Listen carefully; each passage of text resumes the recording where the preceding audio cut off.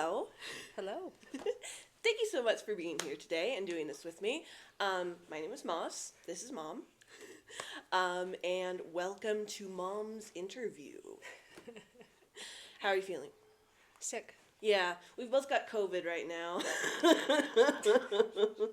So we're self isolating in the private courtyard off the master bedroom to try and keep everyone else well. Yeah, So if our voices sound a little funny, It's because we've got the plague. we have the plague. The I early feel like a 21st. leper. Yeah, early 21st century plague. I mean, your brother will bring me a tray of food and put it down in the courtyard while I stay in the bedroom, and I don't come out to get it until he leaves. I feel like I'm a leper Yeah. of biblical proportions. Excuse me. Okay. So, what is the date today? Do you know? Friday the 13th. Really? Okay, that's interesting. Friday the 13th. It's June? yes, 2025. June 13, 2025. Cheers. So, yeah, it's 2025 now. Can you tell me your name and date of birth? And maybe where you were born? Okay, so I'm Mom, and I was born February 12th, 1969, which makes me 56. I can just hear grandkids saying, "Oh my God, look at Grandma, she looks so young." It's makeup, folks, it's makeup. Well, I think you look great. I was born in Indianapolis, Indiana. Try saying that when you're a little kid in school and you have to make a map of where you were born. Man. It was hard. I think we're going to jump right into one of the tougher questions. Okay. What's the most embarrassing thing you've ever done? Or the most embarrassing thing that ever happened to you? It's kind of a toss-up. When I was in college, I had this really beautiful blouse, V-neck blouse, and I've always been bestie. I've always had big girls, and the blouse was held together by 3 buttons, 2 at the waist, and one that was supposed to hold these folds together, a hidden button that wasn't supposed to be seen. And it was a designer blouse that was all folds. It was very beautiful. And after class one day, one of the older students said, "I like your blouse." And the only thing I could think, and guys don't typically compliment girls on their clothes. At least back in the late 80s, early 90s, they didn't. And all I could think was that my blouse had come undone. So just out of reflex, I looked down and I said, "Oh, thank you." The other time, I was sitting on a platform with your older brother on my lap, who was a baby, and I was going to be speaking. But the setting was such I could have him on my lap, and I did. And I had a mild V-neck on, not showing any cleavage or anything, but your brother noticed. And he thrust his little arm clear to the armpit, down my neckline, and right into my lapel mic, shrieked, "Nurse!" The entire crowd of about 200 people burst out laughing. There's no way to hide it. It's just the sheer delight. "Nurse!"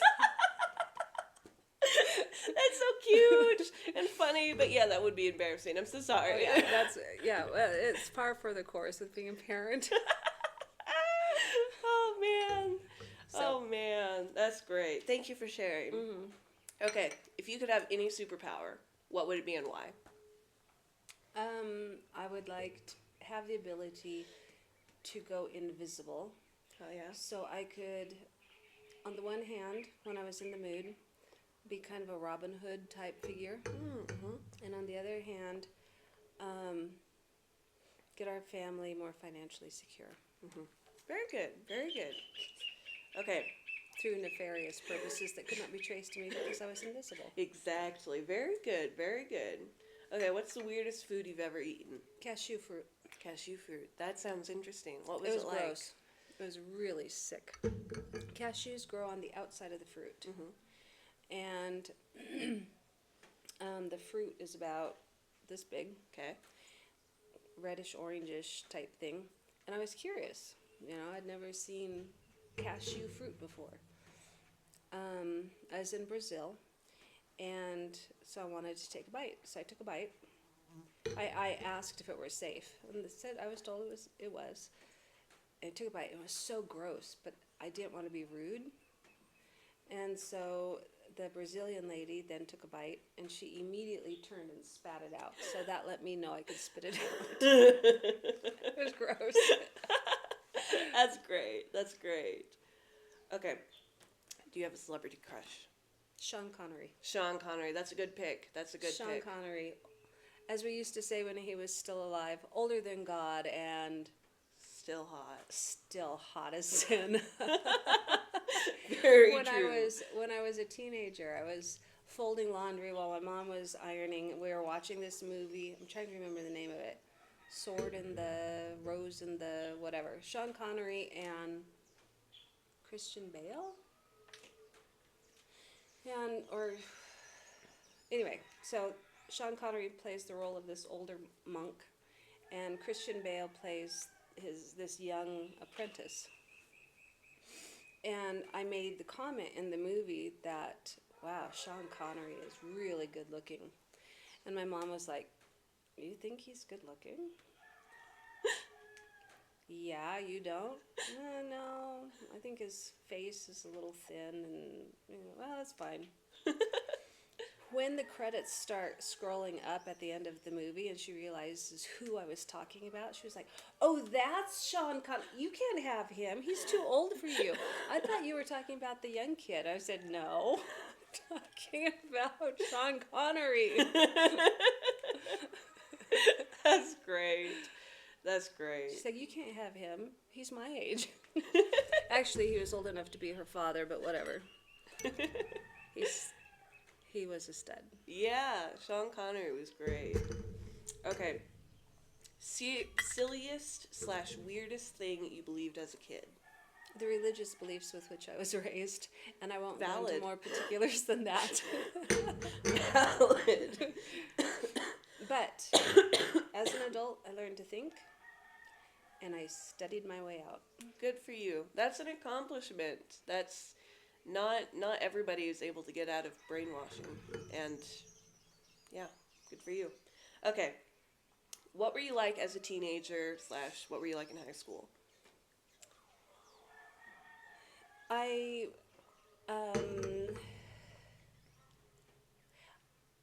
was smart. I didn't really work at my grades. I probably could. It was very easy for me to get straight A's, except for math and science. There I had to struggle because they were so boring. Maths and sciences to me were very boring. Although I did like algebra because it uses letters, so that made more sense to me. That's incredible. Algebra made no sense to me because of the letters. Okay, what was your first job? Babysitting. Yeah. As Gen X, yes, we do exist. As Gen X, that was our first job for a lot of us. Mine was a little bit different in that we had some friends who had a baby really, really premature. And they had 2 older kids, and I was, I think, 13 when their 3rd child was born, weighing 2 pounds, 2 ounces. Oh my God. Now, back in the 80s, in the early 80s, 2 pounds, 2 ounces was most children born that tiny didn't survive. I know you have a cousin that weighed 15 ounces when she was born in the 90s, and she survived, weighing less than a pound. That was significant time later. Yes. But in 1981, when this child was born, no, wait a minute. I was 12. My gods. That's Okay, really young they to be in charge of other wanted me. children. So she was in ICU for a long time, And they finally got her home, and they wanted, naturally, to have some couple time. And they wanted me to come over and babysit their 3 children. Oh my God. And this teeny tiny preemie was still on this monitor that would blare if she quit breathing. And they wanted me to babysit their 3 children, including this one, when I was 12 years old. I was appalled that the adults thought that was okay. And Yeah. so I said, well, is it okay if I babysit them at my home? So at least I'd have my parents there if something should go wrong, and they agreed. Wow. Wow. But to this day, I shake my head. Why would you leave a preemie so tiny that she's still on this monitor that blares if she quits breathing with a 12-year-old? A literal child. That's that. Yeah. Wow.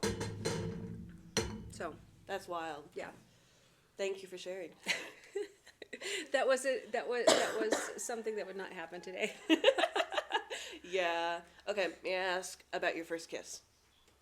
Yes. Oh my God. I was in kindergarten, and this little boy, I will not name him. He shall remain forever unnamed, because I adored his sister. She was a real sweetheart. He had a crush on me, and he was deaf, and so we couldn't really communicate, but he always wanted to sit next to me so he could kiss me. And he wouldn't give proper, dry, polite kisses. He would give open-mouthed, Oh. and he'd get that little tongue out right on my cheek. Oh. And it was wet, and it was gross. When, Turned me off kissing until I met your dad. yeah, I remember someone giving me an open mouth kiss on my hand. It was so gross, but I couldn't wipe it off until I rounded the corner.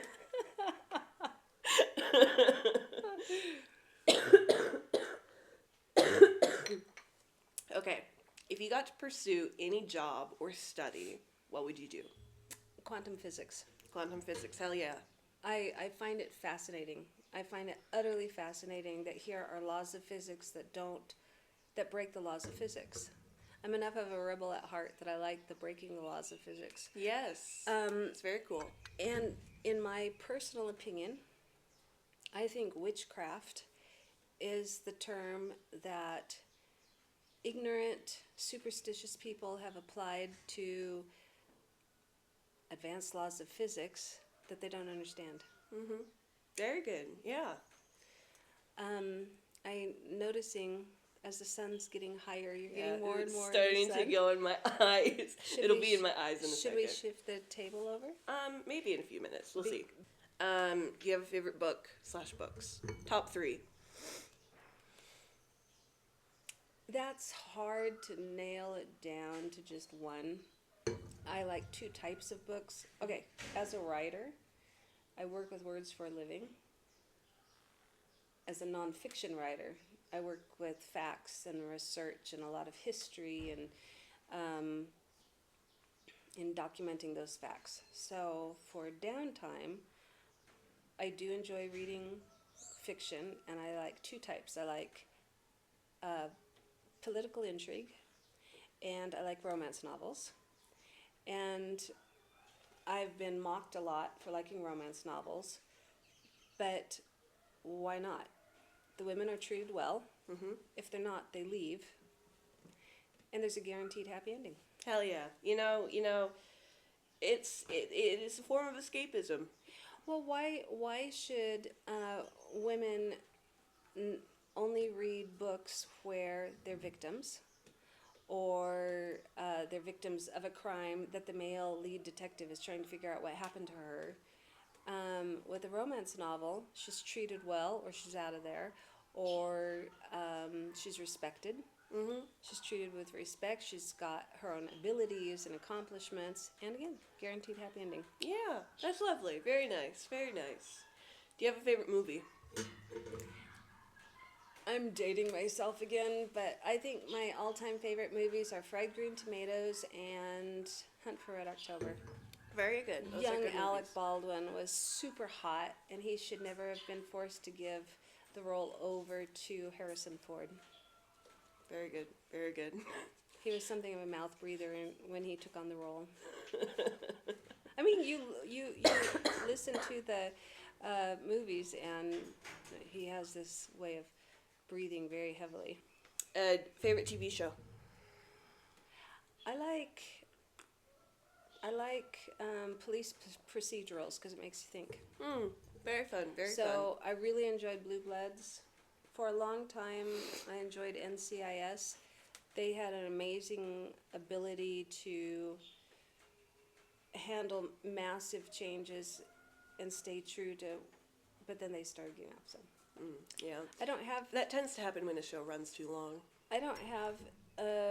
a favorite one right now. I prefer to read because what I can create in my mind reading is always more satisfying than someone else's creation on the screen. That's okay. So that's me with music. I can't read anymore. Like I have a hard time concentrating on reading because I've got my own stories in my head, and I've got to listen to music all the time. So, excuse me.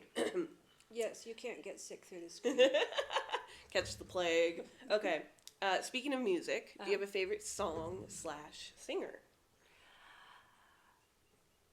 This is not one of my favorite singers, but I love this song, and that's What's Up by Four Non Blondes, because it perfectly captures my journey out of the cultish beliefs of my childhood. Very good. Very good. Yeah. I know millions of people would take exception to my calling them cultish, but That's your experience. yeah. And that's valid. Okay. Do you have a favorite cryptid? Yes, I like the Abominable Snowman. Hell yes, that's a good pick. That's a good pick. I was taught growing up that those were mythological and not true, and you want to know what changed my mind? What? I was reading a book called The Long Walk about these World War II veterans. Well, they weren't veterans yet. They were prisoners of war in Siberia. And I have no idea why they were in Siberia because, Russia was part of the Allies. But they decided the only way they could get out, and one or two of them were Brits. So I don't know what they were doing there. Anyway, they decided the only way they could escape was to walk out, and that's exactly what they did, and they walked south. They walked south out of Siberia, across the freaking Gobi Desert, Oh my god. until they got to the Himalayas. And without a map, without a compass, the only thing they could do was go over them, so that's exactly what they did. They went up one side and down the other, up one side, down the other. And in talking about their trek across the Himalayas, they got to a point where down the slope and across they saw two Yeti, a male and a female. And they just stared at them, and then the couple of Yeti turned and walked away. And that fast I became a believer, because that was not the point of his book. In fact, it was just 2 sentences in a paragraph. And then he went on with the story of how they walked down into India and how only 2 or 3 survived out of the original 7. And I thought, wow, he had nothing to prove, and he actually had a great deal to lose if people disbelieved everything he said because of adding that. So yeah. Yeah, very good. That's a good pick. That's a good pick. Okay, so we picked favorite cryptid. What's your favorite monster? And I'm differentiating them from, because like cryptids are like conspiracy monsters. Monsters are like fairy tale monsters, like werewolves, like vampires. Like, do you have a favorite? Sexy werewolves. Sexy werewolves. Not Nice. gross werewolves. Sexy werewolves. Very good. That's a good pick. Favorite monster. Very good. Okay, do you have a favorite mythological figure? Centaurs. Centaurs. Nice. Centaurs. Nice. What do you like about centaurs? I love horses. Mm-hmm. They can run super fast. Muscles. Very cool. I think centaurs are cool. And we're all half centaur.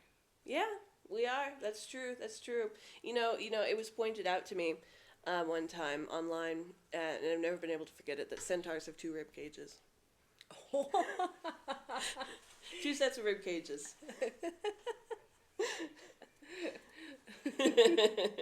Okay, what do you think things will be like in 100 years? I think there'll be a whole lot more AI. Mm-hmm. I think right now, in the very beginning stages of AI, there's a tremendous amount of fear of AI, and naturally, because we need to make sure that it doesn't turn into the Terminator series. Yeah. Doesn't turn the Terminator series into prophecy. But I think a lot of what the older generations are now afraid of is just a natural progression and development of technology. I mean, we've already got self-driving cars. They're not always very good, but we have them. So you extrapolate from the technology we currently have, and Crank it up.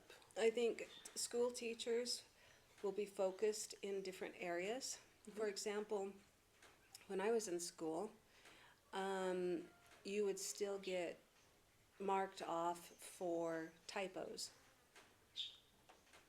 With personal computers now, instead of using typewriters, no one does typos anymore. And so, and this isn't a bad thing, because now professors are focused on content. They're grading content rather than typos, because with a personal computer, you don't have to turn in something with a typo. Yeah, and it's very true. And what's interesting is people. There's a problem of people using AI to do their schoolwork for them, and So they'll find workarounds they to grade for knowledge. yes, but I think it's interesting that in your time typos were like bad, but now if your writing is too perfect, if it's too perfect, they'll think you used AI. I've noticed that. Sometimes we work together back and forth, and sometimes she'll dictate something, and because I'm a fast typist, and you go back and you add in mistakes. You add in. It makes it look more human. No, it makes it look sloppy. It makes it look more human. It makes it look like I didn't teach you to capitalize your eyes. It looks like a human wrote it. It looks more casual. It looks uneducated. We had to move out of the sun. Yeah, we had to shift a little bit. We're gonna have to shift again when the light meets the camera. Okay.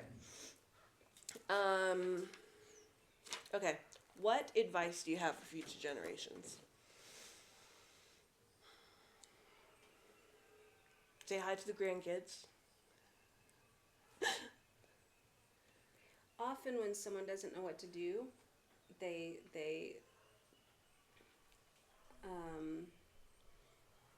roll their wheels in place. If you don't know what to do, gather information. Because if you had enough knowledge to make a decision, you would have already made it. So when you don't know what to do, start gathering information. And as you gather information, you'll know what the next step is. And maybe after you take that next step, you'll be back to not knowing what to do. Again, gather information. And another thing, even the highest mountain, and this is going to sound like a cliche, but even the highest mountain can be conquered one step at a time. And moving abroad with 5 kids, moving abroad as a divorcee with minors, you would not believe the red tape. And yet we were able to accomplish it one step at a time. And I didn't know how to get from point A to point Z, but I could gather information and figure out how to get from point A to point B. Very good. Very good. That is good advice. Thank you for sharing. Okay, can you tell me a story from your childhood? In thinking about I'm having a hard time coming up with some specific story. But there's a big difference between now and then. Um, I remember when I was 4 years old, being allowed to walk. I was 4 years old, being allowed to walk a very long distance. And I've driven that distance in a car as an adult, down to get a 2-liter bottle of soda pop, which was very heavy walking back. Yeah, 4 is very little. And I counted it up as an adult. I think it was something like 7 or 8 blocks. And I can't imagine allowing my children at 4 years of age to do that. Yeah. And as an adult, I asked my mom about that. Do you remember that time that, why did you let me do that all by myself? Oh, I stood out there on the street and I watched you and made sure that you got down there and headed back. Yeah, but, as a straight street, what happens if 5 blocks away someone kidnaps me? You can't do anything from that distance. No, you could just watch. Good Lord. And the public smoking is something you don't see anymore. I remember accompanying my mom into government office buildings, and you could see this blue haze because everyone was smoking. And my parents didn't smoke. My father, as an orthodontist, he and his colleagues would have stop smoking clinics. So I wasn't around that a lot in the home and the social scene of my parents, but it was everywhere. Wow. You just don't see that anymore. Yeah, that's interesting. Yeah, smoking inside, that's like, that's wild. You'd have to sit in a particular place in the restaurant if you didn't want to breathe the smoke, or have to ask for non-smoking seats in the airplanes so you didn't. In airplanes? Oh, yeah. Wow. And you didn't want to sit on the edges of the non-smoking section because the billows of smoke were still very strong. Wow, that's wild. Okay, can you tell me about any family traditions you have or have had? Well, one thing that I'm not sure you could call it a tradition is trying to foster independence in a safe environment from a young age. My mother opened my first checking account for me when I was 8 years old. Wow. And it was really fun to go and pick out my own checks. Of course, anymore, no one uses checks anymore. But it made me feel very grown up, and it taught me from a young age how to balance it. And of course, I knew not to just write checks for toys, and I only did it when I had her permission. And then when your oldest brother was 10, I wanted to do that for him, and I discovered that the banks had wised up. They weren't giving checking accounts to 10-year-olds anymore. I remember in Mary Poppins, the banker dad wanted his kids to open an account at the bank to put their tuppence in. Uh-huh. That's interesting. A family tradition that I broke, that I'm proud of for breaking, is boarding school. Yeah. I loathed boarding school. I know some kids like it. I did not. I hated it. And I vowed then to never, ever send my kids to boarding school. And I didn't. And I'm proud I didn't. Yeah, good for you. Good for you. breaking generational trauma. That's good. Okay. What do you hope people remember you for? Kindness. Very good. Yeah. Kindness. Are there any? Okay. So this will be its own video where we'll go into more detail, but pick like one juicy one. Are there any family secrets or untold stories?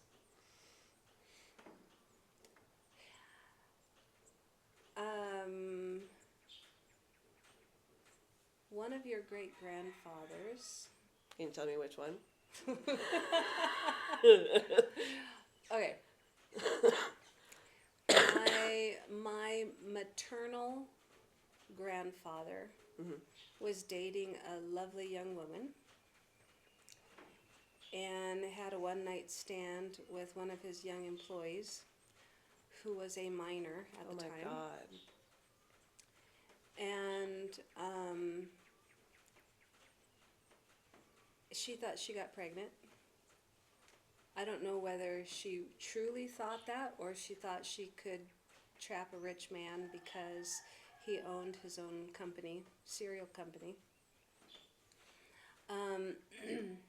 But he ended up marrying my grandmother, the one-night stand, and having to give up the love of his life. Wow. And on the one hand, I think it's kind of sad. On the other hand, I think it kind of served him right because You don't cheat. you don't cheat. Yeah. And if he couldn't keep his pants zipped for a wonderful woman like that, he didn't deserve her. This is true. This is true. And he ended up paying the price for that for 64 years, married to the woman that was my grandmother, who was not a nice person. Yeah. Wow. That's wild. She was pretty though, okay? Oh, she was gorgeous. I've seen a picture of her where she was wearing a low-cut dress. Strapless. Strapless yeah. dress. Strapless dress. And the picture was from like here up, and so she looked topless. My grandfather hated that picture because she looked nude. Yeah, she looked topless and her hair was flowing and she was gorgeous, but This long, wavy auburn hair. She was very not a beautiful. nice person. No. Okay, thank you for sharing. Okay, what do you love about our family? I love the fact that we consistently treat each other with kindness and courtesy. We can disagree, but we don't ever say things designed to hurt. We get along because we're polite. We don't save company manners for company. Yeah. Why would you save your best behavior for outsiders? Why not treat your family members with kindness, courtesy, and respect? Yeah. And I appreciate that about our family, that we never fight. We can disagree. Disagreeing isn't necessarily fighting. But we respect each other's right to disagree. And so we treat each other with courtesy and kindness. Very good. Yeah. Yes. Okay, what do you hate about our family? As your mother, I don't. Okay. If there were something I hated about it, I changed it. So I no longer do. Divorce.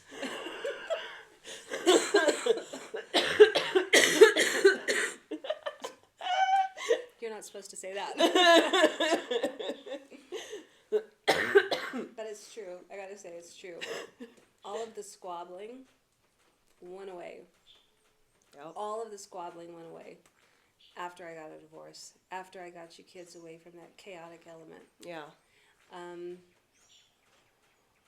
Kids squabble because that's their emotional outlet. And happy kids don't need to take out their emotions on each other. A child under stress is not going to attack the parent. It's not safe to attack the parent. So they go after their siblings. Yeah. And nothing I did could stop the squabbling when you kids were little until I got a divorce. And then within a month, literally within a month, it all cleared up and went away. Wow. And my parenting hadn't changed. The one thing that changed was getting you away from what was making you stressed. Yeah. Yeah. Well, thank you for doing that. It changed our lives for the better. Okay. What life lessons do you want to pass on? We kind of asked a similar question earlier. Yeah, I think I'd probably, that thing about if you don't know what to do, gather information. Yeah, very good. Okay. And then this is a similar but different question. How did you get through hard times? Two things got me through hard times. number one, consciously choosing to focus on what I was grateful for. Family story. During World War II, my mother had a cousin that was in a Japanese concentration camp. Wow. And she went in when she was 10 years old, never grew any taller. The nutrition was the nutrition was so poor, she never grew taller. Wow. They all survived. Her father, the cousin's father, was assigned to work in the kitchen. And he could have griped and complained and he didn't. He saw it as an opportunity. That's the key. When you're in difficult times, look for what you're grateful for, because if you are grateful for something, you see opportunities. And what he did was he was supposed to be washing dishes. But before he washed the dishes, he'd scrape down all of the remnants in the cooking pots, any food left over. He'd char it. And this was making more work for himself. You ever tried to scrub charred food off of a pot? Yeah. But he'd char it to charcoal. And with that precious amount of charcoal, he could treat dysentery. Oh, wow. And he saved a lot of lives by treating it with charcoal. Wow. And so that's a story that's come down through family lore that really always emphasized to me the importance of, if you're struggling, look for what you're grateful for. That'll strengthen you to get through, and it'll open your mind to possibilities that you otherwise wouldn't notice if all you're doing is focusing on the negative. Very good. Very good. So I didn't know we had cousins that were Japanese. What? You said they were at a Japanese internment camp, like the U.S. No, put no. their put their Japanese citizens in internment camps. No. The organization that he worked for sent him over to the Philippines. Oh my God. And they were in the Philippines and it was going to be a job that lasted about a year. And so he took his wife and his little girl with him. And they were in the Philippines when it fell to the Japanese. Wow. And so they were not treated as, what the Americans did to the Japanese in the Japanese internment camp was horrible. But they were well fed. They weren't starved to death. I've never heard of any of them having to deal with starvation and dysentery and that sort of thing. No, they were in a concentration camp in the Philippines run by the Japanese. Wow. The fact that the three of them survived is amazing. Is that in part due to his knowledge of the use of charcoal for infections and that sort of thing? So, I heard a story. I think you're probably talking about the same people that when they came back to the United States, they saw a grocery store and just started crying. Yes, same people. Wow. Okay. Who's your least favorite person? My least favorite person. This makes me sound like a terrible person. My father. No, that doesn't make you a terrible person. I've got a least favorite person. Who's your least favorite person? Her name's I think it's Magdalena or something. Oh, You're justified in during COVID, during 2020 and 2021 when it was the worst year. We were trying to be as careful as possible, and we had someone staying with us who had poor health, but he didn't believe in masks, and none of his friends believed in masks. They didn't believe in COVID. They thought all this bullshit. And just to clarify, I have had compromised lungs since I was a teenager and caught a really bad case of viral pneumonia. Yeah. So we wanted them to wear masks if they were coming on our property. Exactly, which is a reasonable boundary to have during the plague. This woman, she refused to put on a mask, and she called me a Nazi for. She called me a Nazi for asking that of her on my own property. That's my least favorite person. Yeah. I kind of loathe her. But when someone calls you an objectionable name, you have to consider the source. One time in my life, someone called me the C word, and considering the source, I told her it was a compliment. Someone else read one of my books. He got so upset. He was so upset. And I document. My writing is full of footnotes, documenting from history and from science and everything, any claims I make. You have sources. I do have sources. You've got the receipts. That's what we say nowadays. You got and the he receipts. got so angry because he disliked the conclusions I'd drawn in my book that he called me. He sent out a newsletter to all of his following, and he called me a Jesuit. Number 1, I'm female. Number 2, I'm a mother. Number 3, I've got 5 children, and I'm a Jesuit. Yeah, and I'm not Catholic. Yeah. So I take that as a compliment. Oh, that's great. That's great. Did we ask this question? What is your idea of a good life? My idea of a good life is one in which the elements that comprise your daily life bring you contentment. Yeah. Very good. Very good. Yeah. Very Whatever it is. And that differs for people. I'm personally not an adrenaline junkie. Some people are. That's fine. Everyone is hardwired differently. But whatever brings you contentment, that should be, I think contentment is vastly underrated. And whatever it is that brings you happiness, we can't be at the peak of joy every single day, but we can be content. And that is low-level, constant pleasure. And whatever it is should be, ideally, present every day. Very Bring you nice. contentment. Very nice. Very nice. Okay. What is your favorite pop culture moment you lived through? The pop culture moments that I remember living through from young childhood weren't necessarily positives. I remember President Ronald Reagan getting shot. Oh, man. I remember the Pope getting shot. That was John Paul II. Yeah. I remember being at school when the Challenger exploded. Man. And back then, you were just sent back to class. You weren't given counselors to talk you through it. It was just, okay, bell rang, get to your next class. Deal with it.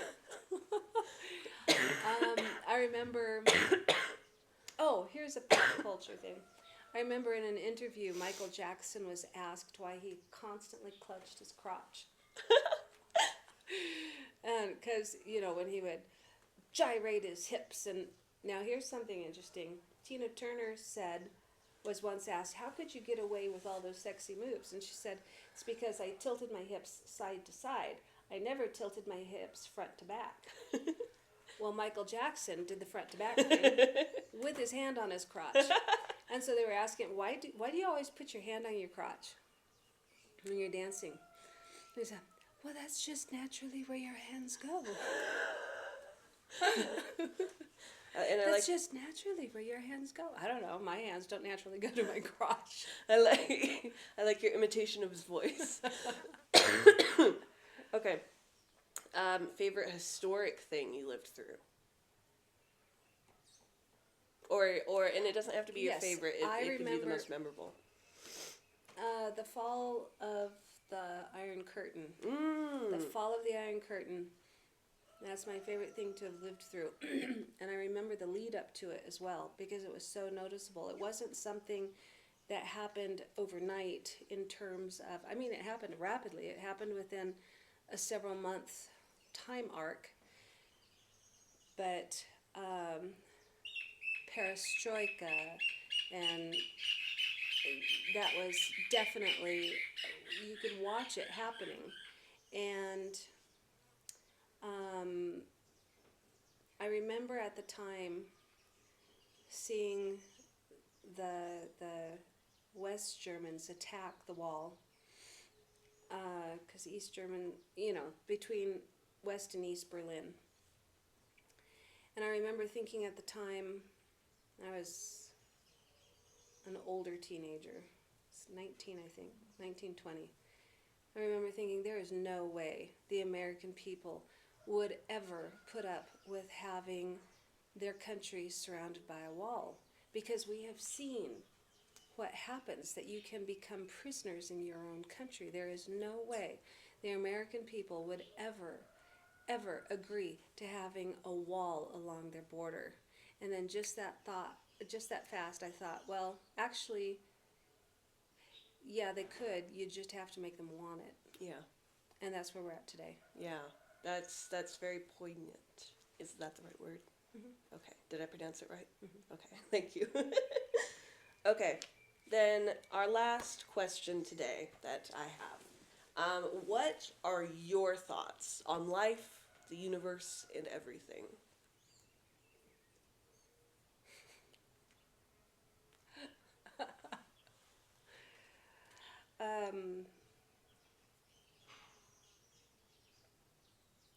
In the words of Breaker Morant, live every day as if it were your last, because one day you won't be wrong.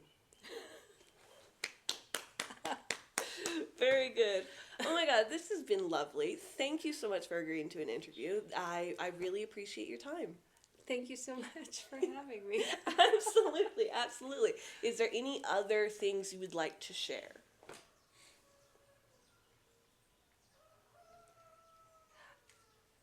I don't know if memes are going to be a thing in the future. As technology changes, this sort of thing changes as well.